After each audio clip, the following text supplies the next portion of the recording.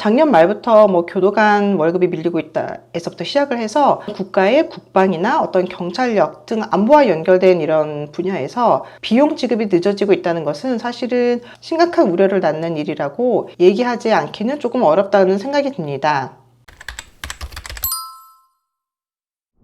안녕하세요. 제일 빠르게 시사점을 짚어보는 제일인사이트 송지연 미국 변호사입니다. 이번 주 내내 키워드를 달구는 이슈들이 있었는데요. 바로 환율의 고공행진, 그리고 정부가 한국은행에서 5조 원을 긴급하게 빌려 쓴 것, 그리고 마지막으로 더불어서 국방비 약 1.3조가 미지급된 것에 대해서 한번 짚어보고, 여기서 우리가 얻을 수 있는 인사이트는 무엇인지 한번 살펴보도록 하겠습니다. 먼저 좀 놀라운 사실인데요. 사실 지난해부터 블라인드에서 먼저 얘기가 나오기 시작했는데요. 교도관들의 월급이 밀리고 있다라는 얘기가 나오기 시작했습니다. 그런데 이와 더불어서 정부는 작년 말에 국방비 약 1.3조가 미지급되었다는 것을 발표를 했고, 정빈락 국방부 대변인은 정례 브리핑에서 이러한 미지급된 국방비에 대해서 설명을 했는데요. 갑론을박이 벌어졌습니다. 일부에서는 최대 1조 8천억 원에 달하는 국방비가 미지급됐다고 보도가 되기도 하였고요.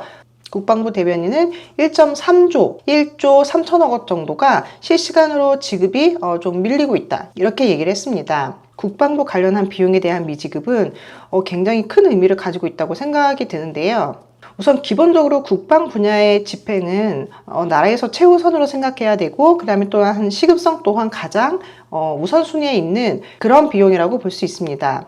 특히 이 중에서 1조 약 2천억 원은 각 군과 관련 기관이 요청한 긴급 소요 비용이고요. 제가 기억하기로는 이렇게까지 국방부 관련 비용이 지급이 늦어졌던 적은 한 번도 없었던 걸로 알고 있는데, 따라서 지난 연말부터 육해 공군과 해병대 각급 부대가 전력 운영비를 받지 못해서 일선 부대들이 뭐 물품 구매비라든지 외주비 등을 지급하지 못했다고 전하고 있고요.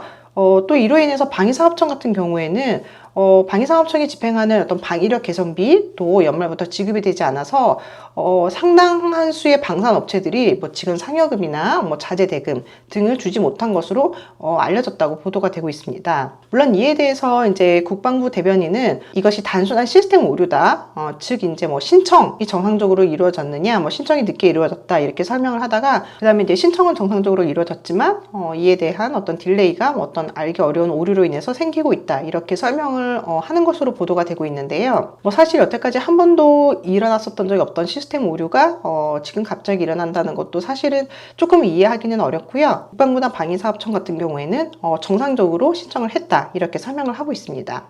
뭐 어쨌든 지금 이제 유튜브를 찍고 있는 1월 9일 현재 재정부가 국방부와 방위사업청과 협의를 거쳐서 뭐 예산을 지급하기 시작했다, 이렇게 이제 발표가 나고 있는데, 작년 말부터 뭐 교도관 월급이 밀리고 있다에서부터 시작을 해서 국가의 국방이나 어떤 경찰력 등 안보와 연결된 이런 분야에서 비용 지급이 늦어지고 있다는 것은 사실은 심각한 우려를 낳는 일이라고 얘기하지 않기는 조금 어렵다는 생각이 듭니다.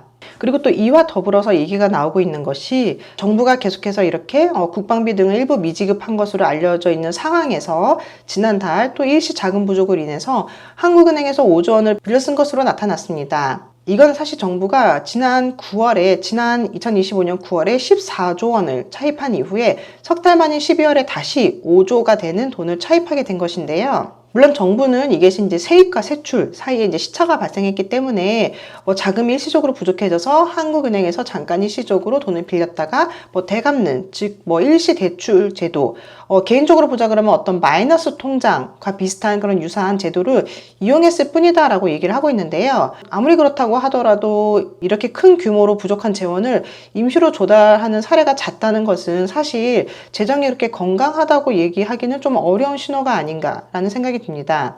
더 무서운 것은 사실 이로써 정부가 지난해 연간 누적 164조 5천억 원에 달하는 자금을 한은에서 빌려 쓴 게 되는데요. 이는 2024년인 173조에 이어서 역대 두 번째로 큰 규모가 됩니다.